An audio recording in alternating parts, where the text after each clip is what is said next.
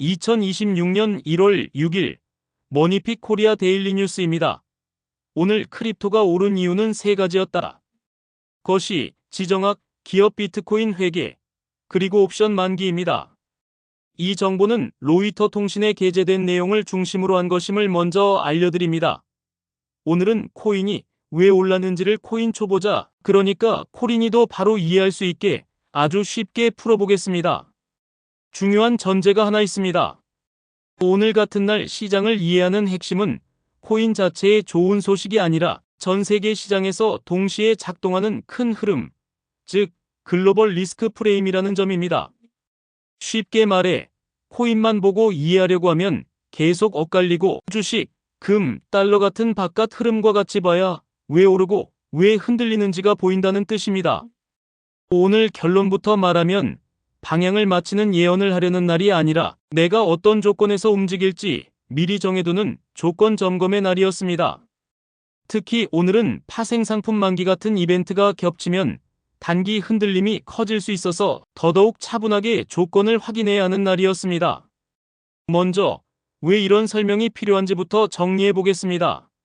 많은 분들이 코인 투자를 시작하고 나서 이런 경험을 합니다. 좋은 뉴스가 나왔는데도 가격이 안 오르거나 특별한 악재가 없어 보이는데 갑자기 급락이 나오기도 합니다. 또 누군가는 큰 손이 샀다, 고래가 팔았다 같은 말을 하는데 막상 내 계좌는 그 말대로 움직이지 않고 불안하게 흔들립니다. 이게 왜 그러냐면 코인은 아직도 네 가지가 한꺼번에 가격에 영향을 주기 때문입니다. 첫째는 금리와 달러와 주식 같은 거시 흐름이고, 둘째는 전쟁이나 분쟁 같은 지정학적 불안, 셋째는 빚을 내서 하는 레버리지 거래가 몰려있는 파생시장, 넷째는 새로 풀리는 물량이나 잠금 해제 같은 공급 이벤트입니다. 이 네 가지가 동시에 가격을 흔들기 때문에 코인 뉴스만 열심히 보면 오히려 더 헷갈릴 때가 많습니다. 그래서 머니핏은 매일 고정된 방식으로만 봅니다. 뉴스는 딱 세 개만 뽑습니다. 하나는 거시 흐름, 하나는 지정학 리스크, 하나는 기업이나 큰손 수급 같은 이야기입니다. 그리고 데이터는 두 개만 확인합니다.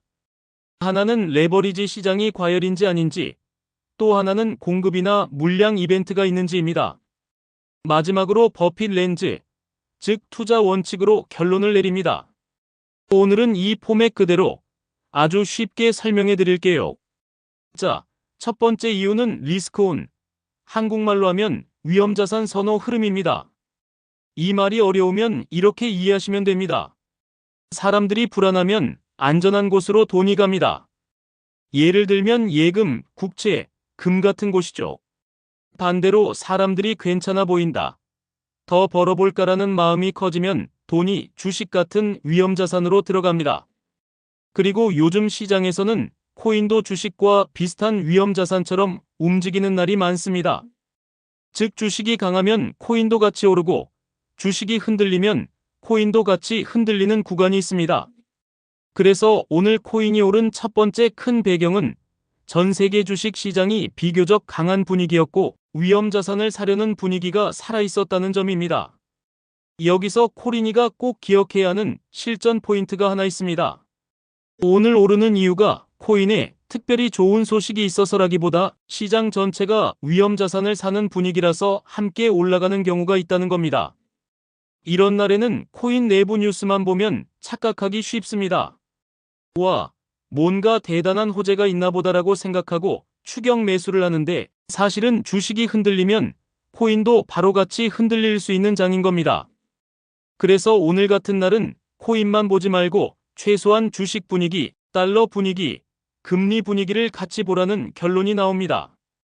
이게 첫 번째 이유입니다. 두 번째 이유는 지정학 이벤트, 쉽게 말해 국제 정세 불안입니다. 이런 사건이 터지면 사람들은 안전한 곳으로 돈을 옮기려는 마음이 커집니다. 그래서 보통 금 같은 안전자산 가격이 급등하는 일이 생깁니다. 그런데 여기서 코린이가 헷갈리는 지점이 있습니다. 불안하면 금은 오르는데 코인은 왜 오르지? 코인은 디지털 금 아니야? 이렇게 생각할 수 있죠. 그런데 현실 시장은 한 가지 공식만으로 움직이지 않습니다. 불안이 커지면 안전자산으로 돈이 가는 힘이 생기지만 동시에 주식과 코인 같은 위험자산 쪽에도 유동성과 기대가 작동하는 경우가 있습니다. 그래서 어떤 날은 금도 오르고 주식도 오르고 코인도 오르는 이상한 그림이 나옵니다. 이런 날을 초보자 입장에서 한 문장으로 정리하면 이렇습니다. 시장 논리가 단순하지 않고 여러 힘이 동시에 작동해서 변동성이 커질 가능성이 높은 날입니다. 특히 이런 날에는 비트코인이 안전자산처럼 취급되기보다 오히려 변동성이 큰 자산으로 취급되어 흔들릴 때가 많습니다. 왜냐하면 코인 시장은 레버리지 거래가 많고 심리가 빨리 움직이며 한번 방향이 잡히면 과하게 흔들리기 때문입니다. 그래서 두 번째 이유는 국제 정세 불안이 시장을 민감하게 만들었고 안전자산인 금이 강해질 만큼 분위기가 흔들리면서 코인도 더 쉽게 출렁일 수 있는 조건이 만들어졌다입니다. 여기서 머니피식 핵심 행동 지침이 나옵니다. 이런 날은 추격 매수가 아니라 조건 확인이 우선입니다. 불안이 커진 날에는 변동성이 커지는 게 자연스러우니 내가 어디서 사고팔지를 맞추려고 애쓰기보다 내가 감당할 수 있는 크기인지 빚을 내서 하는 레버리지를 줄였는지 급락이 와도 흔들리지 않을 준비가 되어 있는지부터 점검해야 합니다. 세 번째 이유는 기업 비트코인 보유 이슈입니다. 이것도 코린이가 이해하기 쉽게 풀어볼게요. 어떤 기업이 비트코인을 많이 들고 있으면 사람들은 이렇게 생각합니다. 와, 기업이 비트코인을 사네. 그럼 제도권에서 인정받는 거 아니야? 앞으로 더 오를 수도 있겠네. 맞습니다. 기업이 비트코인을 보유하는 건 채택, 즉 인정받는 흐름이라는 스토리를 강화합니다. 그런데 동시에 반대쪽 그림도 있습니다. 기업이 비트코인을 많이 들고 있으면 비트코인 가격이 오르내릴 때 그 기업의 실적과 재무제표도 같이 흔들릴 수 있습니다. 쉽게 말해 기업이 원래 사업으로 벌어야 할 실적이 있는데 비트코인 가격 때문에 장부 숫자가 크게 바뀌어 버리는 일이 생기는 겁니다. 상승장에는 그게 오히려 기대를 키우기도 합니다. 비트코인이 오르니 기업도 좋아 보인다가 됩니다. 하지만 하락장에서는 공포를 키웁니다. 비트코인이 떨어지면 기업 실적이 나빠 보일 수 있다는 걱정이 붙습니다. 그래서 오늘 세 번째 포인트는 기업이 비트코인을 보유하는 흐름은 장기적으로는 좋은 스토리일 수 있지만 단기적으로는 실적 변동성, 심리 변동성을 키우는 양면성이 있다는 것입니다. 초보자가 여기서 흔히 하는 실수는 하나만 보고 결론을 내리는 겁니다. 기업이 샀으니 무조건 상승이라고 단정하거나 반대로 손실이 났으니 무조건 하락이라고 단정합니다. 실제 시장은 그 사이에서 심리가 왔다 갔다 하며 흔들립니다. 그래서 오늘은 이 이슈를 하나의 방향 신호로 보기보다 변동성을 키우는 재료로 보는 게 맞습니다. 자, 여기까지가 오늘 코인이 오른 배경 세 가지입니다. 그런데 머니핏은 여기서 끝내지 않습니다. 뉴스는 뉴스일 뿐이고 진짜는 데이터로 확인해야 합니다. 그래서 데이터 두 개로 팩트 체크를 합니다. 첫 번째 데이터는 코인이 지금도 여전히 고위험 구간이라는 점입니다. 이 말이 무슨 뜻이냐면 코인은 아직도 가격이 빠르고 크게 움직이는 자산이라는 뜻입니다. 그리고 특히 기술주 같은 주식과 비슷한 방향으로 움직이는 경우가 많아서 주식이 흔들리면 코인도 같이 흔들릴 가능성이 큽니다. 초보자는 코인을 코인만의 세계로 보려 하지만 실제로는 거시 흐름에 강하게 영향을 받는 구간이 많습니다. 그래서 오늘 같은 날의 실전 적용은 아주 단순합니다. 비트코인만 보지 말고 최소한 미국 주식 흐름, 달러 흐름, 금 흐름을 같이 보라. 이 세 가지를 같이 보면 갑자기 코인이 왜 흔들리는지 이유를 찾기가 훨씬 쉬워집니다. 코린이에게 가장 위험한 건 이유를 모르고 흔들리는 상황에서 감정으로 사고파는 겁니다. 이유를 알면 행동이 차분해집니다. 두 번째 데이터는 옵션 만기 같은 파생 이벤트입니다. 이건 용어가 어렵게 느껴질 수 있는데 아주 쉽게 설명할게요. 파생 시장은 쉽게 말해 미리 약속한 가격으로 사고파는 계약이 많이 모여있는 시장입니다. 이런 계약은 만기일, 즉 정산하는 날이 오면 포지션을 정리하거나 위험을 줄이기 위해 거래가 몰릴 수 있습니다.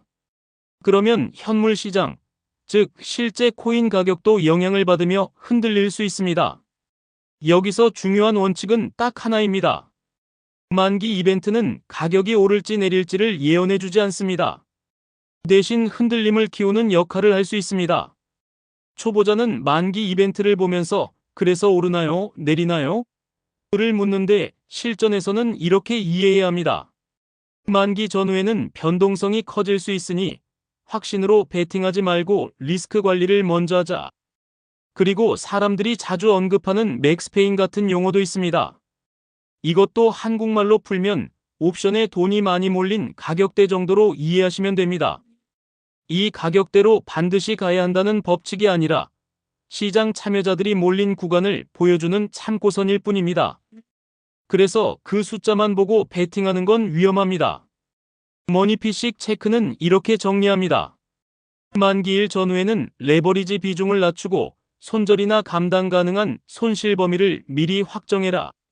뉴스 따라 매수하는 것보다 포지션 크기 관리가 생존율을 올린다. 이게 오늘 데이터 2의 핵심입니다. 이제 마지막으로 버핏 렌즈로 정리해 보겠습니다. 여기서 오해하면 안 됩니다. 버핏이 비트코인을 좋아하냐, 싫어하냐가 핵심이 아닙니다. 버핏이 평생 유지해온 투자 판단 방식, 즉 원칙을 빌려서 오늘을 정리하는 것이 핵심입니다. 첫 번째 질문은 이해 가능한가입니다. 오늘 시장을 한 문장으로 말하면 이렇습니다. 주식시장의 위험자산 선호 흐름이 살아있는 가운데 국제 정세 불안이 커져서 시장이 민감해졌고 기업의 비트코인 보유 이슈가 심리를 흔들고 파생상품 만기 같은 이벤트가 단기 변동성을 키울 수 있는 혼합장이다. 코리니에게 이 한 문장이 중요한 이유는 이걸 이해하지 못하면 오늘 시장이 오르는 것 같은데 불안한 장으로만 보이기 때문입니다. 두 번째 질문은 가치가 어디로 귀속되는가입니다. 오늘 뉴스들은 대부분 가격과 심리 이야기입니다. 이런 날일수록 오히려 더 중요한 질문이 있습니다. 내가 들고 있는 자산이 어떤 구조로 가치가 만들어지고 그 가치가 내 투자에 어떤 방식으로 돌아오는가를 점검해야 합니다. 초보자는 가격만 보는데 원칙 투자자는 구조를 봅니다. 세 번째 질문은 리스크는 변동성이 아니라 영구 손실이다입니다. 영구 손실이라는 건 한번 크게 잘못되면 회복이 어렵거나 회복할 시간이 너무 오래 걸리는 손실을 말합니다. 오늘의 영구 손실 리스크는 이런 것들입니다. 국제 정세가 갑자기 악화되면서 위험 회피가 급변하는 것, 기업 보유 코인의 장보 충격이 심리를 크게 흔드는 것, 파생 이벤트로 인해 단기 급변이 생기는 것입니다. 그리고 네 번째, 마지막 질문이 행동 결론입니다. 패스, 관찰, 소액 실험 중 하나를 선택하는 겁니다. 오늘 머니픽 결론은 관찰이 합리적입니다. 왜냐하면 위험자산 선호가 살아있어도 국제 정세 불안과 파생 이벤트는 단기 흔들림을 키울 수 있고 기업 회계 이슈는 심리를 흔들 수 있기 때문입니다. 그래서 오늘은 확신 매수보다 관찰하면서 내가 움직일 조건을 정리하는 게 더 원칙적인 대응입니다. 그럼 관찰은 아무것도 하지 말라는 뜻이냐? 그건 아닙니다. 관찰의 핵심은 조건을 정리하는 행동입니다. 예를 들면 이런 겁니다. 첫째, 레버리지 거래는 하지 않거나 최소화한다. 둘째, 만약 가격이 급등해도 추격 매수하지 않는다. 셋째, 반대로 갑자기 급락이 와도 공포에 팔지 않도록 내가 감당 가능한 범위의 투자 크기인지 점검한다. 넷째, 시장이 다시 안정되는지 보려면 주식과 달러와 금 흐름을 같이 확인한다. 다섯째, 기업 보유 이슈 같은 뉴스가 나오면 장기 채택 스토리와 단기 심리 충격을 분리해서 본다. 이런 체크를 해놓으면 내일 같은 뉴스가 와도 흔들리지 않습니다. 반대로 이런 준비가 없으면 뉴스가 뜰 때마다 매번 감정으로 반응하게 됩니다. 오늘의 맺은말로 한 문장만 남기겠습니다. 오늘의 핵심은 코인 뉴스가 아니라 리스크 프레임입니다. 주식시장의 분위기, 국제 정세의 불안으로 인한 안전자산 움직임, 기업의 비트코인 보유가 만드는 심리 변동성, 그리고 파생 상품 만기 같은 이벤트가 겹치면 단기 변동성이 커질 수 있습니다. 그래서 오늘 머니핏의 결론은 관찰입니다. 확신을 키우는 날이 아니라 내 조건을 정리하는 날입니다. 마지막으로 여러분께 질문 하나만 드리겠습니다. 여러분은 오늘 패스, 관찰, 소액 실험 중 어디에 해당하시나요? 댓글에 한 단어로만 남겨주시면 그 흐름을 모아서 내일은 초보자 기준으로 가장 많이 요청된 이슈 1개를 더 쉽게 풀어드리겠습니다. 이 내용이 도움이 되셨다면 좋아요와 구독 눌러주세요. 좋아요와 구독은 다음 콘텐츠를 만드는데 많은 도움이 됩니다. 가격이 아니라 기본기로 투자하시길 바랍니다. 머니핏 코리아 굿뉴스 GNTV였습니다. 세상의 모든 투자자, 여러분의 성투를 응원합니다. 감사합니다.